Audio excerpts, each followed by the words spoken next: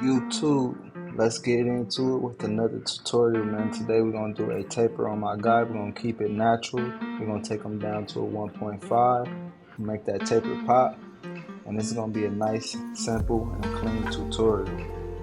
So, every time you get a client in your chair, you want to get a good consultation, get an understanding of what they're looking for, the type of cut, maybe use pictures or whatever you need.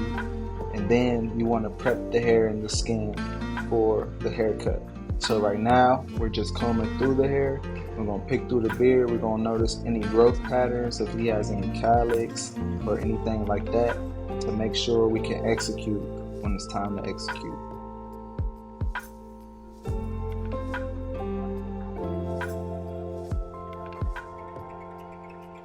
The main thing I want you guys to take from these tutorials is how I try to keep my system simple and I try to be efficient with whatever I'm doing. So right now, we're just spraying the spritz on any area we're going to line up at. So by the time it's to that point, after we do our fading, the spritz will be locked in and the hair will be good to go for the trimmer.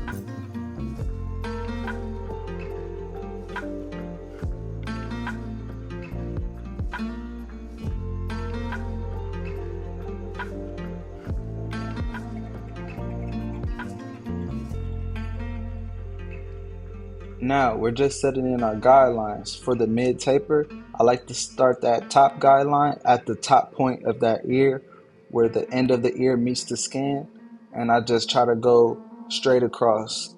And for the top of the beard, we like to set that guideline about an inch below that top taper, but you can kind of play with this depending on how high or low your client wants their beard faded in. If a client doesn't say they want a super stretched fade, I like to keep that top guideline for the beard high as well, so I can keep them with a full beard.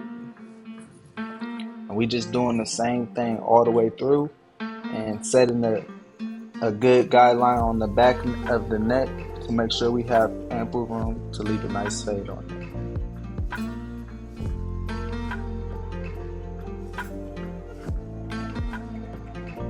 And notice how I didn't just set the guideline on one side and then start fading that one side and then have to go to the other side and start over, do the same thing. Since we had that trimmer on there, we just went ahead and set in all the guidelines. And also this makes it easy so we can make sure we're always referencing the same things and making sure it's balanced. And this is me just taking the hair down to the desired length. I'm making sure I'm respecting the crown and its growth patterns, because you do not want to accidentally go against the grain on someone's crown or anywhere in their head, because this will make the hair shorter than the desired length you're looking for. And I sped this part up because it's one of those simple things, I guess, to say that you can see me doing. Let me know in the comments, how do you like the video formats? If you want raw full footage of a full haircut with me talking over the tutorial, or maybe even just the raw video, because I know how it can help you see how things look in real time. But for the basic format of this video, I'll be showing you guys at normal pace, like a taper on one of the sides, and then I'll speed up the other sides and let it play out to make it somewhat more digestible. So let me know how y'all feel about that.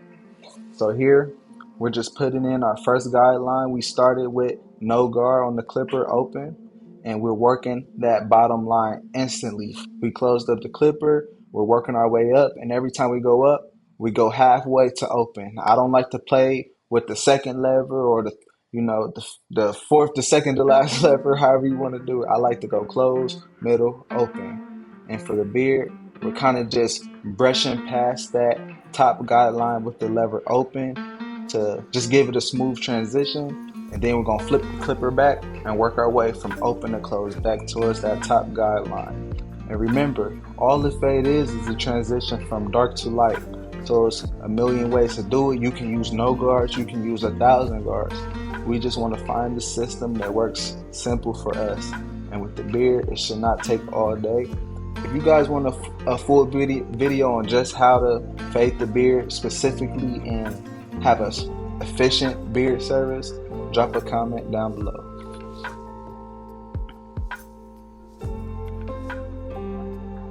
And for this fade system, I only use 2 guards, the 1.5 and the half guard.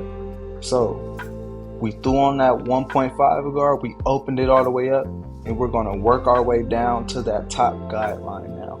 We are not setting any more lines in. All we're doing is debulking the hair slowly down to that top guideline. And as we work our way down, we're going to close the clipper some each time. So we're going to go open, we're going to blend up that line, we're going to go half, we're going to blend up that line, and we're going to go close, and we're going to blend up that line. And that should take us down to our half guard. And when we put the half guard on there, technically when I put the half guard halfway open, I consider that a 1. So I'm not going to go fully open, I'm going straight to the half guard halfway, blend up that line, and I'm going to close it. And I want you guys to see how each time I kind of close my lever up, I work my way down. And also, I like efficiency. So I like to keep both the guards in my hand while I'm fading, because I'm going to work my way around the whole head and do the fade.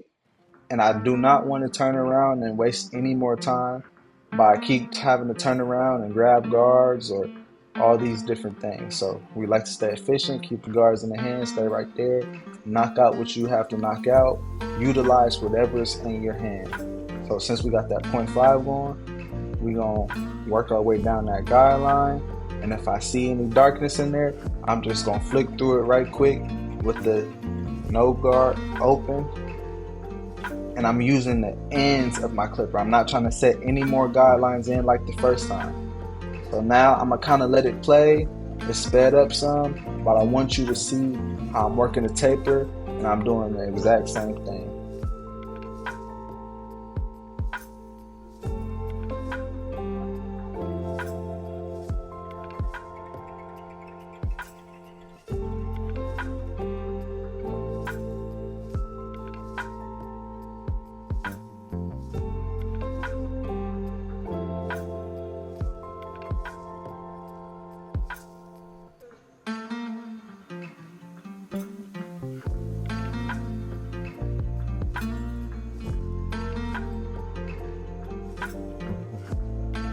And since we cut it down with that 1.5 guard, sometimes I just close it back up and go with the grain again just to make sure it's everything smooth when I go back against the grain.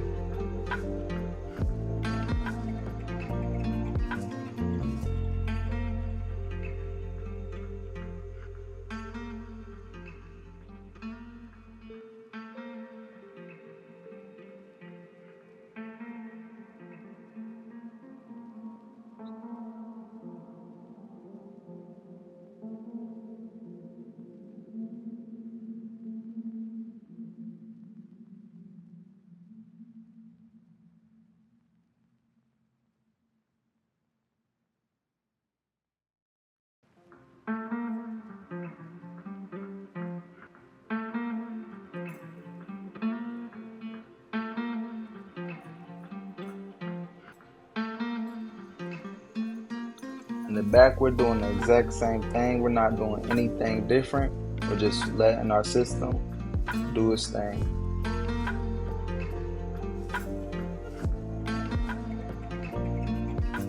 You will notice sometimes it may be dark spots after I finish my process, but we don't want to worry about these too much.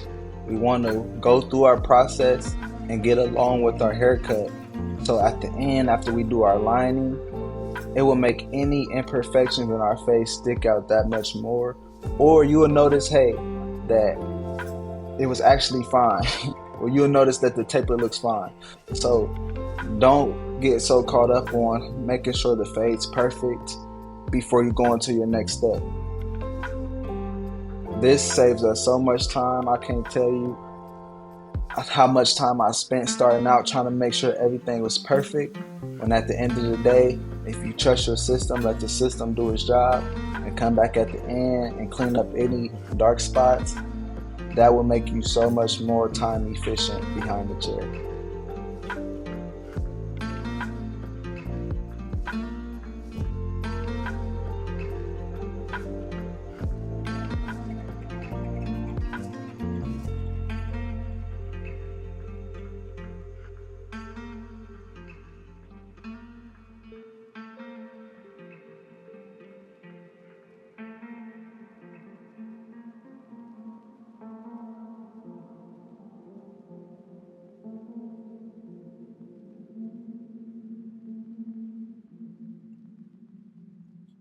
worked our way back down to that no guard open, just flicking past any dark spots, and you can see me angling and using the teeth of the clipper.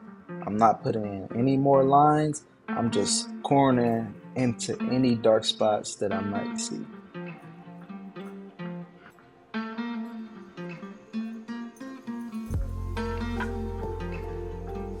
Now, we're getting into the I don't want to say the important part because the fade is just as important as a lineup. A good fade and a good lineup go together.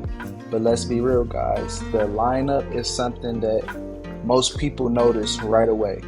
So you want to make sure, if anything, your lineup is right. So with the ear, we're just following around the shape of the ear in a sense. We're keeping a natural lining. Sometimes I feel like the hair will tell you exactly where it wants to be placed at, where the lineup wants to be placed at, excuse me. So just try to follow its natural line and don't be pushing people necklines back or hairlines back more than you should, because granted, all lineups are pushbacks. It's just a professional pushback and an unprofessional pushback at the end of the day. And you can even see on the back left, there was some dark spots, but I didn't worry about it because I know I'm going to come back at the end of the day after I do my lineup and after everything's locked in. I'm going to come back and clean it up with some detail work. And so I'm just doing the same thing on this side of the ear, following the hair's natural line where it wants to be placed at and not trying to overplay my part at all.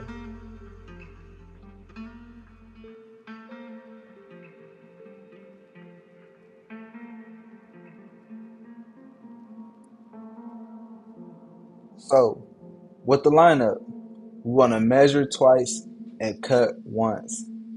If you just start digging in and placing lines, you will notice that it might take you longer because you got to keep touching up different spots.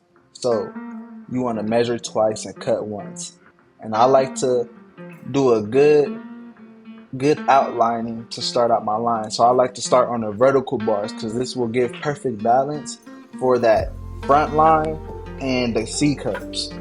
So once I lock in those vertical bars and get those lined up, everything else will pretty much pop to you. And the trick for me with the vertical bars is I like to look at the client from straight on. Like I said with the neckline, the lineup will tell you where it wants to be placed at. Now sometimes people might have light spots and all that, but if you look straight on, the hair will kind of stand out and you can see naturally where that line should be placed at. And for the middle line, I like to start in the middle and I'm gonna walk it. I'm gonna walk it to both corners. I'm not gonna overplay my part at all. I'm gonna walk it side to side, and making sure everything is balanced. So just watch me work the lineup. And this is a little trick for those corners. Sometimes the corners look a little rounded and you want it to be that sharp, square corner. So you can kind of corner or angle your trimmer and just barely tap at that corner because you don't want to overdo it. You just want to barely tap at that corner and give it that sharp, boxy look.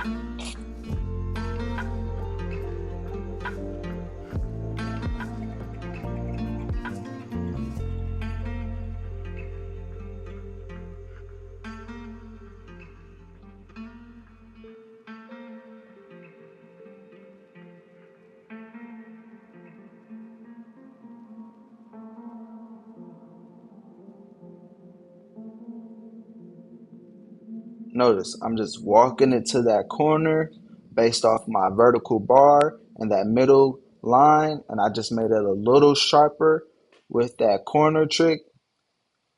And we stand simple. We just stand and the lines that we place, we're not overplaying our part at all. And look, like I said, the hair is telling me where that C cup wants to go. You see it.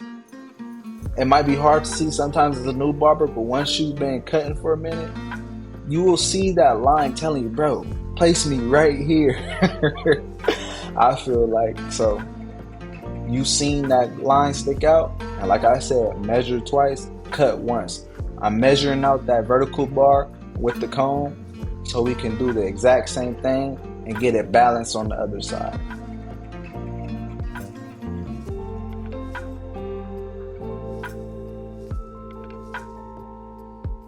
Notice we're not digging in too much. We're just letting that line be where it naturally wants to be at. And this will make a longer lasting haircut, and it'll leave your clients happy, because the number one complaint from a client is, my last barber pushed me back.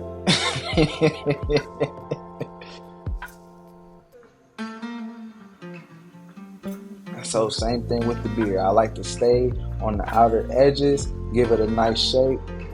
Like I say, not overplay my part, just make it pop a little bit and give it some shape with the trimmer. But at the end of the day, we're gonna go back at the end with the scissor and make sure we clip any hairs that's sticking out.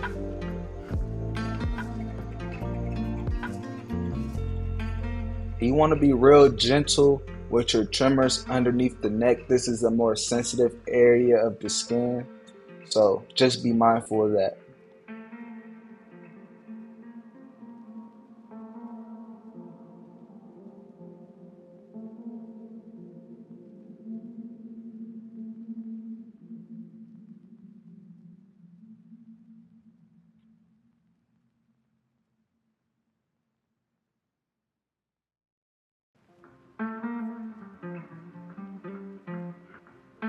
See, this is a real shop haircut. I don't want you guys to think I'm showing you anything different than what I normally do behind the chair. And like I said, you just want to have systems when you're cutting hair.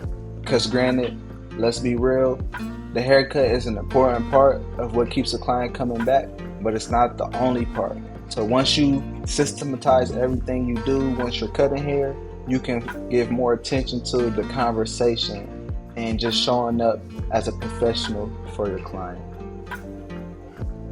With the razor, I'm making sure I'm stretching the skin, I'm sharpening up the lineup area, and I'm staying with the shape of the beard, trying to keep everything full as possible at the client's request. You might have some people that want you to make sure their beard connects at the top of their mustache, or some people might want you to keep it high as possible.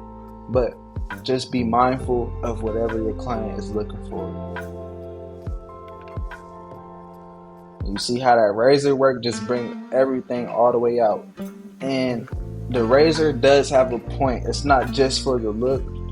A sharp razor line should maybe add a day or two to the freshness of that haircut. And like I said, now we're just going back through, noticing any dark spots we might see. We just cleaning them up. We're not doing too much. This is a real shop haircut. Yeah, so I hope you guys are taking things from these videos. Let me know in the comments if it's a certain haircut you want to see, or a certain thing you may want me to speak on, or a certain thing you've seen in this video that I maybe didn't explain well enough that you want me to go more in depth on. So keep it simple, bro. Have some systems behind the chair. Time is money at the end of the day. And yes, we want to show up the best and we want to give our clients the best haircut possible. So we want to have systems. I'm gonna keep honing that into y'all's head. Systematize how you cut hair. Try out different techniques or methods and find the techniques that work best for you. Because I tried a lot of different techniques, and this is just a sum up to sum them all up, and I built up my own personal technique. You know what I'm saying? So this is the final cut. I went through and just got any phrase with the scissors. Let me know how you guys feel about this haircut.